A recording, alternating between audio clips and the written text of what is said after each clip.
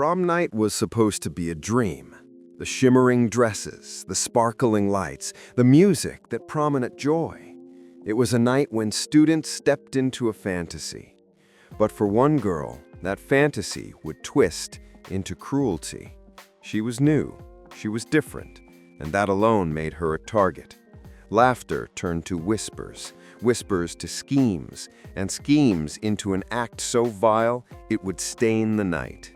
What no one knew, as they set their trap, was that she carried a secret, one that could shatter their arrogance in a single heartbeat. Prom would not end as they expected. She had only been at the school for a few months, a transfer student, forced to move after her father's new job took the family across states.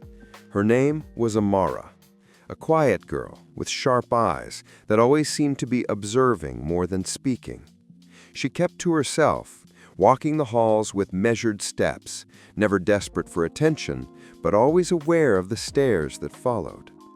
From the moment she arrived, she felt it, the unspoken judgment. She was different, her skin, her voice, her confidence that didn't fit the mold of the cliques that ran the school. To them, she was an outsider. To a select few, she was worse, someone they believed didn't belong in their carefully polished world. Prom was a beacon in this school. Months of preparation, glittering gowns, tuxedos, limousines, and a night meant to crown kings and queens. Amara had hesitated to go. She wasn't sure she wanted to stand in that spotlight. But deep down, she refused to hide. She chose a dress, a bold red gown that flowed like firelight. When she arrived, heads turned, and for a moment silence stretched across the room. She looked radiant, confident, unshaken.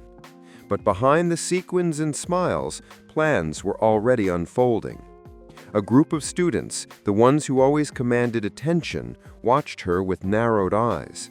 To them, her very presence at prom was an intrusion.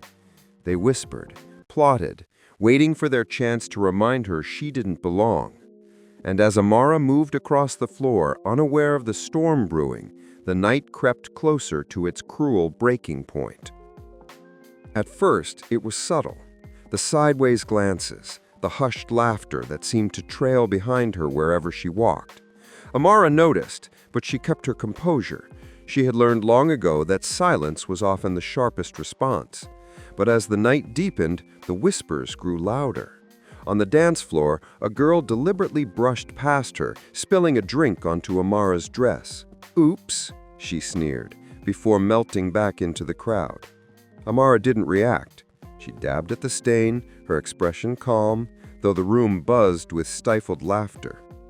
At the refreshment table, another boy shifted the punch ball just as Amara reached for it, sending liquid splashing onto her shoes. Again, laughter echoed. She stood still, her eyes steady, but her patience thinning. And then came the final blow. As the prom king and queen were announced, the attention of the entire ballroom shifted. Crowns placed, applause given, cameras flashing. In that moment, the bullies struck. From the balcony above, a bucket tipped forward. Cold, sticky soda and confetti rained down, drenching Amara in front of everyone. The room erupted, not with sympathy, but with laughter, the cruel kind that claws at the soul. Phones came out, recording, snapping pictures. Her beautiful red dress now soaked and stained, her hair dripping, her skin sticky beneath the sugary liquid. For a split second, Amara froze. The humiliation was suffocating, pressing down like a weight on her chest. The very thing they wanted, to make her feel small, powerless, broken, was unfolding before her. But then something inside her shifted. Because Amara was not powerless. She was not fragile.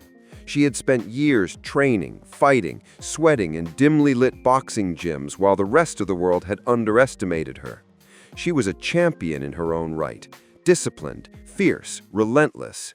And if they thought humiliation would crush her, they had gravely miscalculated. The laughter still filled the air, but Amara's eyes sharpened. She stood tall, her drenched dress clinging to her frame, her expression unreadable. She didn't storm out, she didn't cry. Instead, she stepped forward, slow, deliberate, with a calmness that unsettled those who had orchestrated the attack. The bullies didn't notice at first. They were too busy reveling in their triumph, patting each other on the back, congratulating themselves on their cruelty. But the room grew quiet, almost unconsciously, as Amara moved. Something about her presence commanded attention. And then, with precision born from years in the ring, she acted. The first boy barely saw it coming. A swift movement, controlled, exact, sent him stumbling backward, crashing into the refreshment table. Gasps rippled through the crowd. This wasn't wild rage. This was skill, calculated, disciplined. The second bully lunged, trying to grab her arm, but Amara sidestepped with the fluidity of a fighter.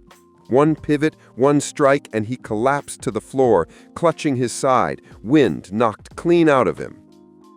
Chaos erupted. The music screeched to a halt. Students screamed, phones lifted higher, capturing every second. But no one stepped in.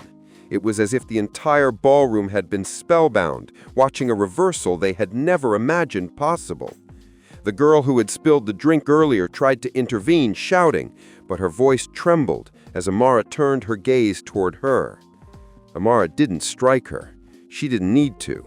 One step forward, one unflinching stare, and the girl shrank back, face pale with fear.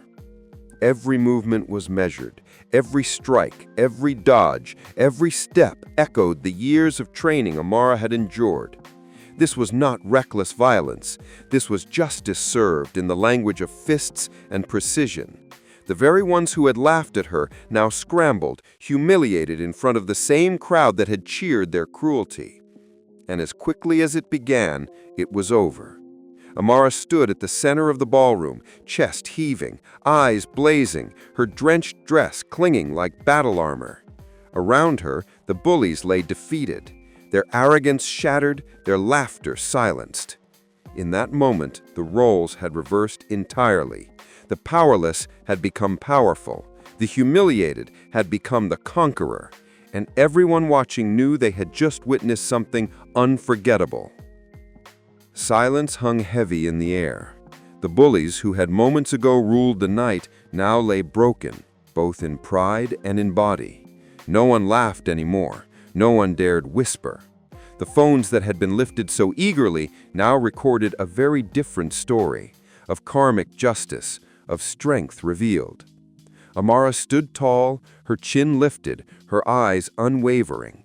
She didn't shout, she didn't gloat. She simply existed in her truth, unapologetic and unbroken. The soda-stained dress, once a symbol of humiliation, now looked like the mark of resilience, a warrior's battle gear. The crowd slowly began to shift. Some looked away, ashamed they had laughed. Others stared at her in awe, realizing that the girl they had dismissed, ignored, or mocked was stronger than any of them had ever dared to be. A few even clapped, hesitant at first, then louder, until applause filled the hall. Not for the bullies, not for the crowns, but for the girl who refused to be destroyed. News of that night would spread far beyond the school.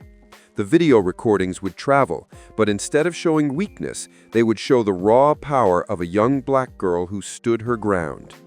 For Amara, it wasn't about revenge, it was about reclaiming dignity, proving that no amount of cruelty could erase her worth.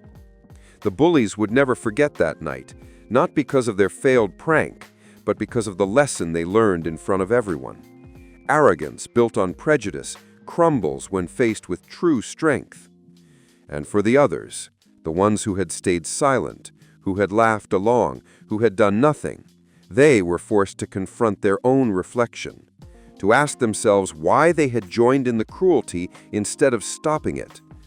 Prom was meant to crown royalty, but that night crowned something greater. It revealed a queen forged not by popularity, but by resilience. And perhaps the most haunting question of all lingered in the minds of everyone who witnessed it.